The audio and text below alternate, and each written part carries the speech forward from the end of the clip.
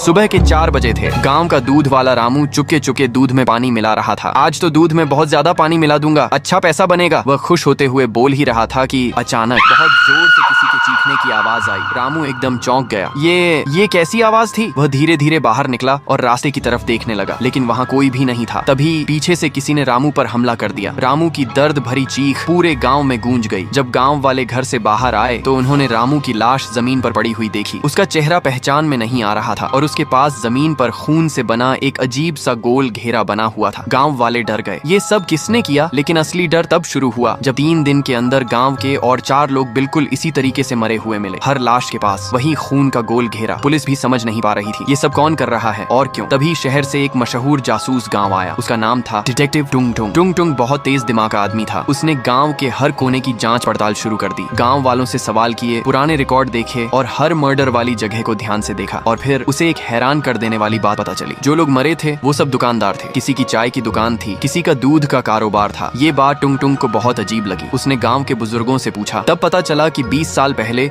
इस गांव में एक बड़ा व्यापारी आया था। उसका नाम था राय स्टार। राय स्टार हर काम में माहिर था। उसकी चाय की दुकान भी थी जहाँ गाँव के लोग आते थे और वह एक बड़ी दूध फैक्ट्री का मालिक भी था। लेकिन एक दिन उसकी दुकान की चाय पीने के बाद कई लोग बीमार पड़ गए। गाँव वाले गुस्से में आ गए और बिना सच जाने राय स्टार को पकड़ लिया। उन्होंने जबरदस्ती उसे उसका ही दूध पिला पिलाकर मार दिया। टुंग टुंग को लगने लगा शायद राय स्टार का कोई रिश्तेदार गांव वालों से बदला ले रहा है। उसी शाम टुंग टुंग राय स्टार की पुरानी फैक्ट्री पहुंचा। वहां देर तक जांच करने के बाद उसे एक बड़ा सच पता चला। राय स्टार का एक छोटा बेटा भी था जिसका नाम था चुन्नू। जब गांव वालों ने उसके बाप को मारा तब चुन्नू वहीं खड़ा सब देख रहा था। उसे पता था उसके पापा ऐसा कभी नहीं कर सकते। उसी शाम जब चुन्नू घर जा रहा था तब उसे एक घर से हंसी की आवाज सुनाई दी। वह चुपके से अंदर झांकने लगा। अंदर कुछ लोग बात कर रहे थे। एक आदमी हंसकर बोला, देखा मेरा प्लान, मैंने ही राय स्टार की चाय में जहर मिलाया था। चुन्नू ये सब सुन ही रहा था कि तभी उनमें से एक आदमी ने उसे देख लिया। अब चुन्नू के पीछे भागने लगे। चुन्नू भागता हुआ जंगल में घुस गया। ये देखकर वो लोग रुक गए। एक आदमी बोला, जाने दो, उस जंगल में बहुत खतरनाक जानवर रहते हैं, वो बच नहीं पाएगा। और वो सब वहाँ से चले गए। ये सब सोचकर टुंग टुंग के चेहरे पर एक अजीब सी मुस्कान आ गई। अब मुझे सब समझ आ गया। उस शाम टुंग टुंग ने गाँव के सभी लोगों को गाँव के बीच बुलाया। सब लोग जमा हो गए। टुंग टुंग बोला, मुझे पता चल गया है असली कातिल कौन है। सब लोग चौंक गए। कौन है वो? क्या वो हमारे बीच ही है? टुंग टुंग धीरे से बोला, हाँ, वो कातिल अभी हमारे बीच ही खड़ा है। सब लोग घबरा गए। तब टुंग टुंग ने धीरे से कहा, वो कातिल मैं ही हूँ। ये सुनते ही सब लोग हैरान रह गए। टुंग टुंग की आंखों में आंसू आ गए। वो जोर से चिल्लाया, तुम लोगों ने मुझसे मेरा बाप छीन लिया, मेरा बचपन छीन लिया। तुम्हारी वजह से मुझे जंगल में भूखा रहना पड़ा, अपनी असली पहचान छुपानी पड़ी, सिर्फ तुम सबसे बदला लेने के लिए। फिर टुंग टुंग ने धीरे से ताली बजाई और गांव के पास के जंगल से खूंखार जानवर बाहर निकल आए। लोग चिल्लाने लगे, भागने लगे, लेकिन जानवरों ने उन्हें चारों तरफ से घेर लिया। कुछ ही देर में गाँव में लाशों के ढेर लग गए और उन सब लाशों के बीच टुंग टुंग खड़ा था और वो जोर जोर से हंस रहा था।